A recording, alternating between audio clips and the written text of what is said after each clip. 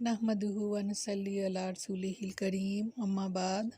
اعوذ باللہ من الشیطان الرجیم بسم اللہ الرحمن الرحیم ربی اشرح لی صدری ویسر لی امری واحلل عقدۃ من لسانی یفقہوا قولی۔ السلام علیکم ورحمۃ اللہ وبرکاتہ۔ کیسے ہیں آپ سب؟ انشاءاللہ خیر و عافیت سے ہوں گے۔ اللہ تعالیٰ آپ سب کو اپنے حفظ و امان میں رکھے، آمین ثم آمین۔ تیسرا پارہ سورۃ بقرہ، لفظی ترجمہ۔ یا ایھا الذین آمنو، اے وہ لوگو جو ایمان لائے ہو، اذا جب تداینتم لین دین کرو بدین قرض کا، الی اجل مسمی ایک مقررہ مدت تک، فاکتبوہ تو لکھ لو اس کو، ولیکتب اور چاہیے کہ لکھے، بینکم تمہارے درمیان، کاتبٌ ایک لکھنے والا، بالعدل انصاف سے، ولا یابا اور نہ انکار کرے، کاتب لکھنے والا، ان یہ کہ یکتبا کہ وہ لکھے، کما جیسا کہ علمہ اللہ سکھایا اس کو اللہ نے، فلیکتب پس چاہیے کہ وہ لکھے، ولیملل اور لکھوائے، الذی وہ جو، علیہ جس پر، حق ہے یعنی جو قرض لے، ولیتق اللہ اور ڈرے اللہ سے، ربہ جو اس کا پروردگار ہے، ولا اور نہ یبخس کم کرو، منہ اس سے، شیئن کچھ بھی، فَإِن پس اگر کانا ہو، الذی وہ شخص، علیہ جس پر، حق ہو یعنی جو قرض دار ہے، سفیہن لا علم، اور ضعیفن یا کمزور، او لا یا نہ یستطیع یا نہ استطاعت رکھتا ہو، ان یہ کہ یملا کہ وہ لکھوائے، وہ فلیملل پس چاہیے کہ لکھوائے، ولیہ اس کا ولی، بالعدل انصاف سے، واستشہدوا اور گواہ کر لیا کرو، شہیدین دو گواہ، من رجالکم اپنے مردوں میں سے، فَإِن پس اگر لم نہ یکونا ہو، رجلین دو مرد، فرجل تو ایک مرد، وامرأتان اور دو عورتیں، ممن ان میں سے، ترضون جن کو تم پسند کرتے ہو، من الشہداء گواہی کے لیے، ان یہ کہ تضل اگر بھول جائے، احداہما دونوں میں سے ایک، فتذکرھا تو یاد کروا دے، احداہما دوسری ایک، اخری دوسری کو، ولا اور نہ یابا انکار کریں، شہداء گواہ، اذا جب ما دعوا وہ جب بلائے جائیں، ولا اور نہ تساموا اور نہ تم سستی کرو، ان یہ کہ تکتبوہ کہ تم اس کو لکھو، صغیرن تھوڑا ہو، او کبیرن یا زیادہ یعنی قرض، الی اجل ہی اپنی مدت تک، ذالکم یہ، اقسط زیادہ قریب ہے انصاف کے، عند اللہ اللہ کے ہاں،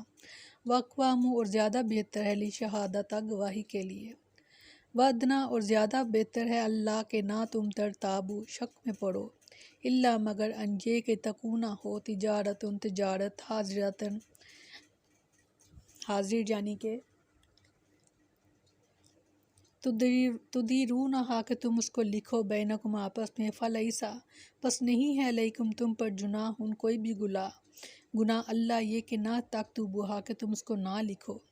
واشہدوا اور گواہی دو، اذا جب تبایعتم کہ جب تم لین دین کرو، ولا اور نہ یضار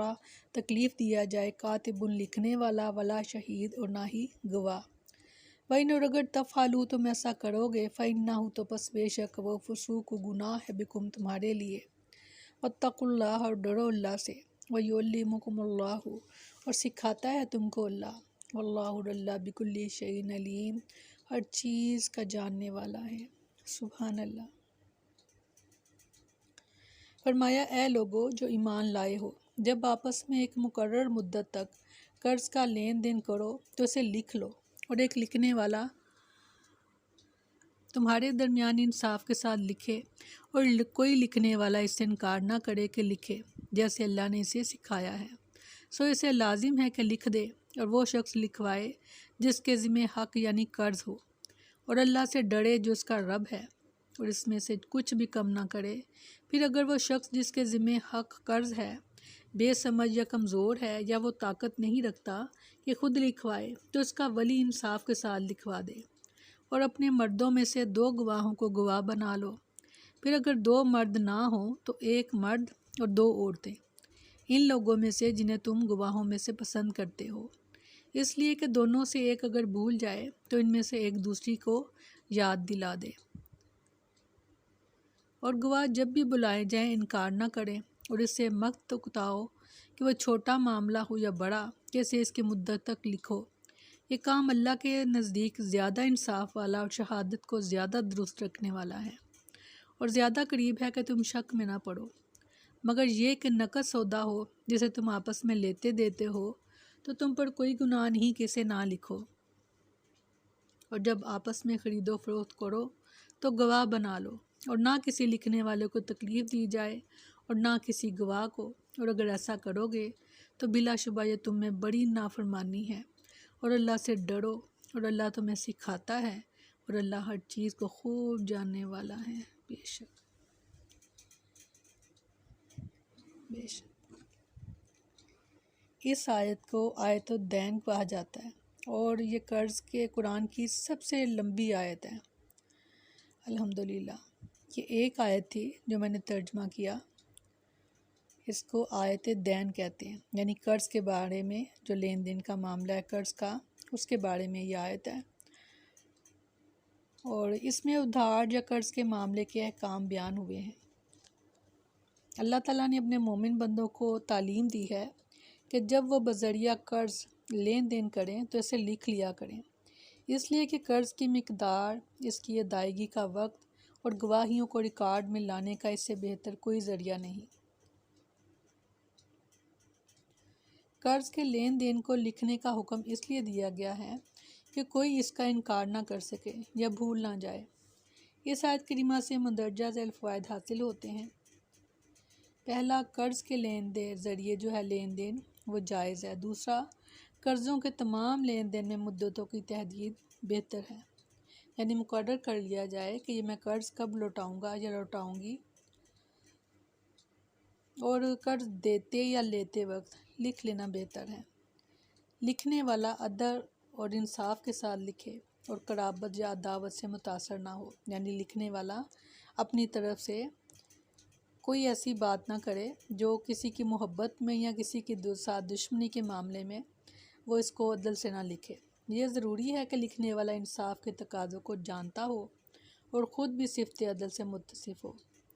کاتب کی تحریر قرض دار کا اعتراف ہوتا ہے، اور اگر وہ صغر سنی، کم عقلی، جنون، گونگا پن یا پھر عدم قدرت کی وجہ سے اپنے اوپر لوگوں کے حقوق کی تعبیر اچھی طرح نہیں کر سکتا تو اس کے ولی کی تعبیر اس کی تعبیر کے قائم مقام ہوگی۔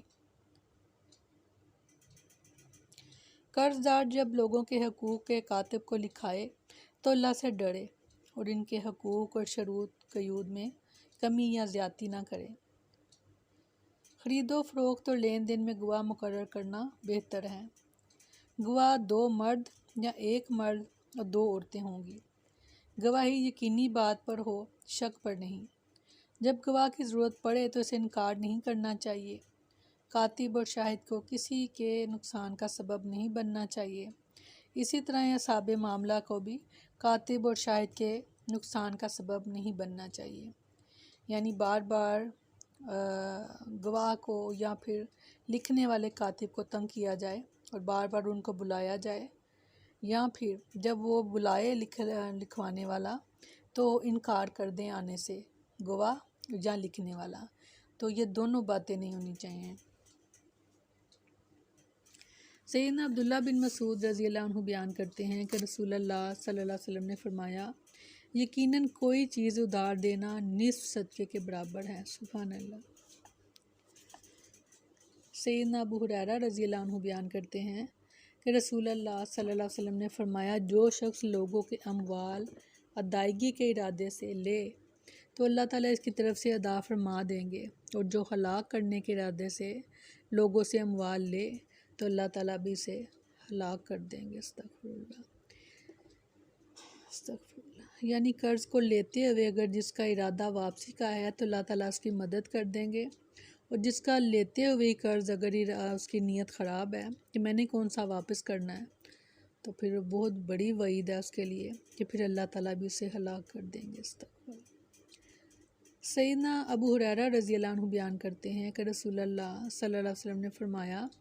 اگر میرے پاس احد پہاڑ کے برابر بھی سونا ہو تب بھی مجھے یہ پسند نہیں کہ 3 دن گزر جائیں اور اس سونے کا کوئی بھی حصہ میرے پاس رہ جائے سوائے اس کے جو میں کسی قرض کے دینے کے لیے رکھ چھوڑوں۔ سیدنا ابو ہریرہ رضی اللہ عنہ بیان کرتے ہیں کہ رسول اللہ صلی اللہ علیہ وسلم ایک شخص کا ایک خاص عمر کا اونٹ قرض تھا۔ وہ شخص قضا کرنے آیا تو آپ نے اپنے صحابہ سے فرمایا ادا کر دو۔ صحابہ نے اس عمر کا اونٹ تلاش کیا لیکن انہیں نہیں ملا، البتہ اس سے زیادہ عمر کا یعنی اس سے بہتر مل گیا۔ آپ نے فرمایا یہی اسے دے دو۔ اس پر اس شخص نے کہا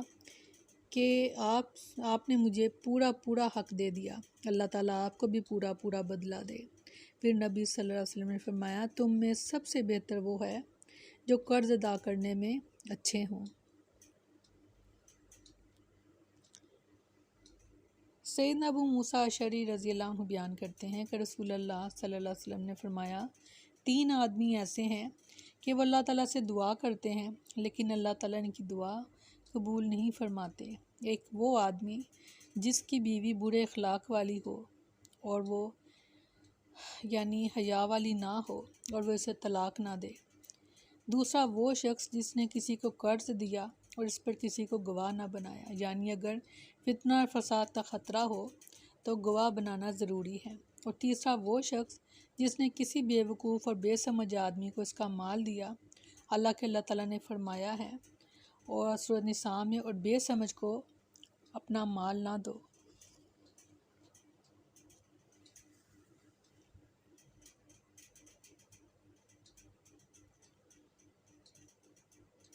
یہ مالی معاملات میں گواہی کا نصاب ہے کہ عورت کی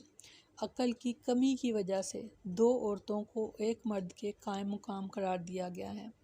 سیدنا ابو ہریرہ رضی اللہ عنہ بیان کرتے ہیں کہ رسول اللہ صلی اللہ علیہ وسلم نے فرمایا اے عورتوں کی جماعت صدقہ کیا کرو اور کثرت سے استغفار بھی کیا کرو۔ میں نے دیکھا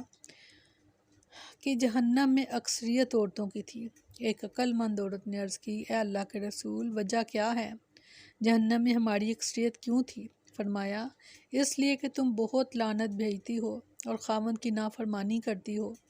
میں نے نہیں دیکھا کہ عقل اور دین میں ناقص ہونے کے باوجود کوئی عقل مند آدمی پر تم سے زیادہ کوئی غالب ہو۔ اس نے عرض کی اے اللہ کے رسول عقل اور دین میں کمی سے کیا مراد ہے؟ آپ نے فرمایا عقل کی کمی یہ ہے کہ 2 عورتوں کی شہادت ایک مرد کے برابر رکھی گئی ہے، تو یہ ہے عقل کی کمی، اور کچھ دنوں تک یہ نماز نہیں پڑھ سکتی اور نہ رمضان کے روزے رکھ سکتی ہے، تو یہ دین کی کمی ہے۔ اللہ تعالیٰ ہمیں دین کو سمجھنا اور سمجھ کر عمل کرنا ہمارے لیے آسان کر دیں، آمین ثم آمین۔ سبحانک اللہم و بحمدک نشہد ان لا الہ الا انت نستغفرک و نتوب الیک۔ سبحان ربک رب العزۃ عما یصفون وسلام علی المرسلین والحمد للہ رب العالمین۔ السلام علیکم ورحمۃ اللہ۔